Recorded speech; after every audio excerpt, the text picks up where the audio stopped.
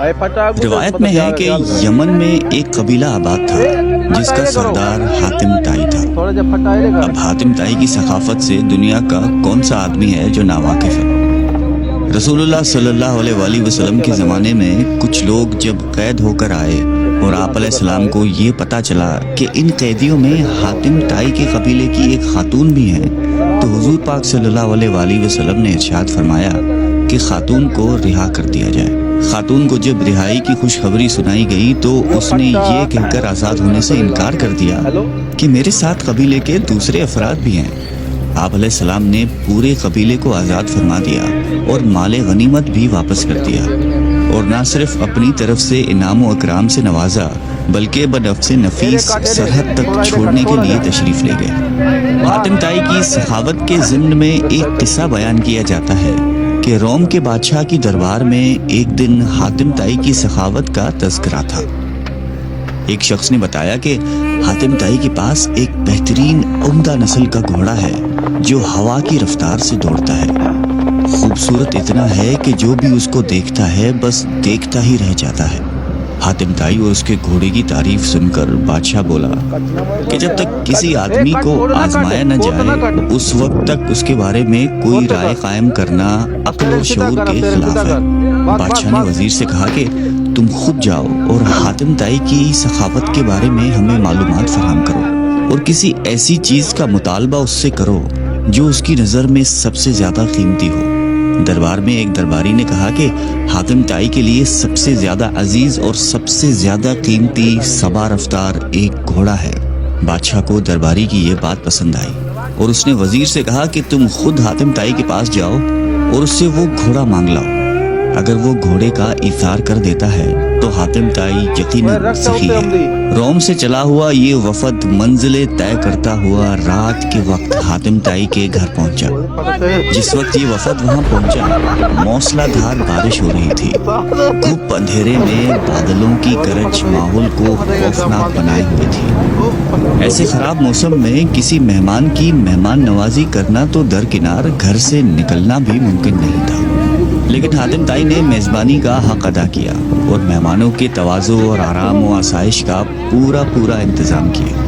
دسترخوان پر لذیذ بھنا ہوا گوشت کھا کر مہمان خوش ہوئے اور انہوں نے اپنے اندر سفر کی تھکان کی جگہ توانائی محسوس کی اور گہری نیند سو گئے۔ صبح کے وقت جب بارش تھم چکی تھی تو ہر چیز دھلی ہوئی اور صاف نظر آ رہی تھی۔ ناشتے کے دوران وزیر نے مہمان نوازی اور اظہار تشکر کے بعد اپنے آنے کا مقصد بیان کیا۔ کہا کہ ہمارے بادشاہ کو آپ کے گھوڑے کے بارے میں بہت کچھ بتایا گیا ہے۔ گھوڑے کی تعریف سن کر بادشاہ چاہتا ہے کہ آپ اپنا گھوڑا بادشاہ سلامت کی خدمت میں نظر کر دیں۔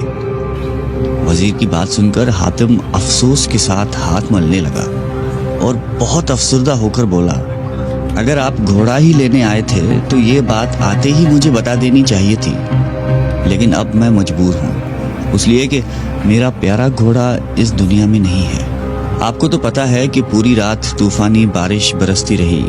میرے لیے یہ ممکن نہیں تھا کہ چراگاہ یا کسی اور جگہ سے کوئی جانور منگوا سکتا، لہٰذا میں نے اپنے گھوڑے کو ذبح کر دیا اور اسی کا بھنا ہوا گوشت دسترخوان کی زینت بنا تھا۔ وزیر حاتم طائی کی یہ بات سن کر حیران رہ گیا۔ بادشاہ سلامت کو جب یہ سارا واقعہ جا کر سنایا تو اس نے بھی حاتم طائی کی سخاوت کی بڑی تعریف کی۔ قبیلہ بنی طے کے سردار حاتم طائی کے بارے میں یوں رقم ہے کہ ایک بادشاہ نے حاتم طائی کی اتنی شہرت سنی کہ بادشاہ نے محسوس کیا کہ اس کی شہرت، اس کا نام اور اس کی عزت حاتم طائی سے کم ہے۔ بادشاہ کا دل بغض اور حسد سے بھر گیا۔ اس کے دل میں یہ وسوسہ آ گیا کہ جب تک حاتم زندہ ہے مجھے حاتم سے زیادہ عزت و شہرت نہیں مل سکتی۔ شیطانی ذہن کو استعمال کرتے ہوئے اس نے ایک چالاک، فساد پسند اور لالچی شخص کو اس بات پر مامور کیا کہ وہ حاتم کو قتل کر کے اس کا سر اٹھا لائے۔ کرائے کا یہ دہشت گرد اور قاتل شخص اپنے ترکش کو تیروں سے بھر کر اور تیز دھار تلوار کو میان میں رکھ کر حاتم طائی کے ملک کی طرف روانہ ہو گیا۔ جب وہ حاتم طائی کے علاقے میں پہنچا تو اس کی ملاقات ایک خوش گفتار، خوش مزاج اور بڑے ہی پرسکون شخص سے ہوئی۔ یہ شخص کرائے کے قاتل کو مسافر سمجھ کر اپنے گھر لے گیا اور ایسے پیار اور خلوص سے اس کی تواضع کی کہ کرائے کا قاتل اس کا گرویدہ ہو گیا۔ دوسرے دن جب مہمان نے رخصت ہونا چاہا تو خوش گفتار اور خوش اخلاق میزبان نے اصرار کیا کہ مہمان ابھی چند روز اور قیام کرے اور مزید خدمت کرنے کا موقع دے۔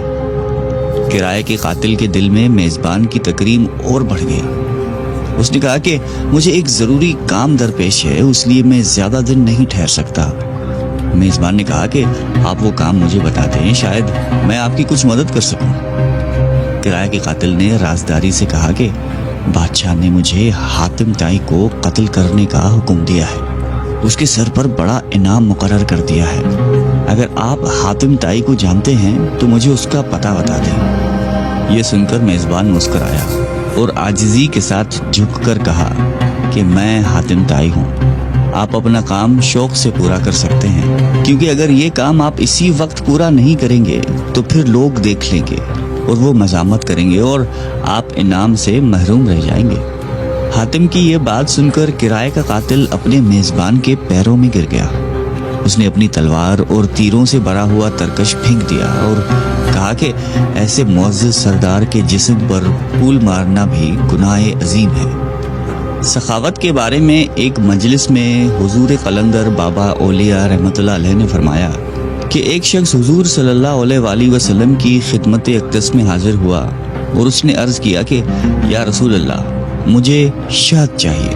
آپ علیہ السلام نے فرمایا کہ عثمان کے پاس چلے جاؤ۔ جب یہ شخص حضرت عثمان رضی اللہ تعالیٰ عنہ کی خدمت میں پہنچا تو وہاں بہت سارے اونٹ بیٹھے ہوئے تھے اور گیہوں کی بوریاں لادی جا رہی تھی۔ اس شخص نے دیکھا کہ ایک بوری کا منہ کھل گیا اور اس میں سے چند کلو گیہوں زمین پر گر گئی۔ حضرت عثمان رضی اللہ تعالیٰ عنہ نے جب یہ دیکھا تو انہوں نے اپنے ملازم سے باز پرس کی اور اس کو ڈانٹا ٹپٹا کہ یہ گیہوں زمین پر کیوں گرا ہے۔ آنے والے شخص نے یہ دیکھ کر واپسی کا فیصلہ کیا اور پھر آپ علیہ السلام کی خدمت میں حاضر ہوئے اور فرمایا کہ یا رسول اللہ، مجھے شہد چاہیے۔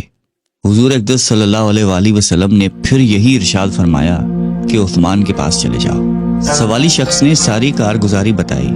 آپ علیہ السلام نے پھر بھی فرمایا کہ عثمان کے پاس چلے جاؤ۔ یہ شخص دوبارہ حضرت عثمان غنی رضی اللہ تعالیٰ عنہ کی خدمت میں حاضر ہوا اور ان کے ملازم سے شہد مانگی۔ ملازم نے حضرت عثمان رضی اللہ تعالیٰ عنہ سے کہا کہ اس آدمی کو شہد چاہیے۔ حضرت عثمان غنی نے فرمایا کہ اسے شہد دے دو۔ ملازم نے برتن مانگا۔ آنے والے شخص نے کہا کہ میرے پاس تو برتن نہیں ہے۔ ملازم نے پھر حضرت عثمان غنی رضی اللہ تعالیٰ عنہ سے عرض کیا کہ حضور، اس کے پاس تو شہد لینے کے لیے برتن ہی نہیں ہے۔ حضرت عثمان غنی نے فرمایا کہ شہد کا کپا اٹھا دو۔ آنے والے شخص نے کہا کہ میں کمزور آدمی ہوں، اتنا زیادہ وزن تو اٹھا نہیں سکتا۔ ملازم پھر حضرت عثمان غنی رضی اللہ تعالیٰ عنہ کے پاس گئے اور کہنے لگے کہ آنے والا شخص بہت کمزور ہے اور اتنی شہد اٹھا نہیں سکتا۔ حضرت عثمان غنی رضی اللہ تعالیٰ عنہ کو ملازم کی بار بار مداخلت پسند نہیں آئی۔ ذرا تیز لہجے میں فرمایا کہ اونٹ پر لاد کر دے دو، اور آنے والا شخص اونٹ پر شہد لے کر چلا گیا۔ یہ واقعہ بیان کر کے حضور قلندر بابا اولیاء رحمۃ اللہ علیہ نے فرمایا کہ مجھے اس بات پر حیرت ہے کہ ہر مسلمان دولت مند بننا چاہتا ہے، لیکن کوئی آدمی حضرت عثمان غنی رضی اللہ تعالیٰ عنہ کے طرز عمل کو اختیار کرنا نہیں جانتا۔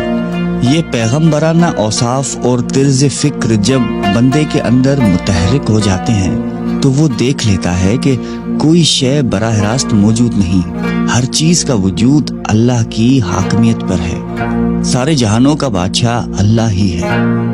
انسان زندگی میں جس چیز کو حاصل کرنا چاہتا ہے تو ضروری یہ ہے کہ اس چیز سے متعلقہ لوگوں کی صحبت اختیار کی جائے، مگر ہم شیطان کی قربت کے کوگر ہیں تو شیطان کے اوصاف پسند کرتے ہیں، اور اگر ہم رحمان سے قریب ہونا چاہتے ہیں تو رحمان کی صفات اختیار کرنی ہوں گی۔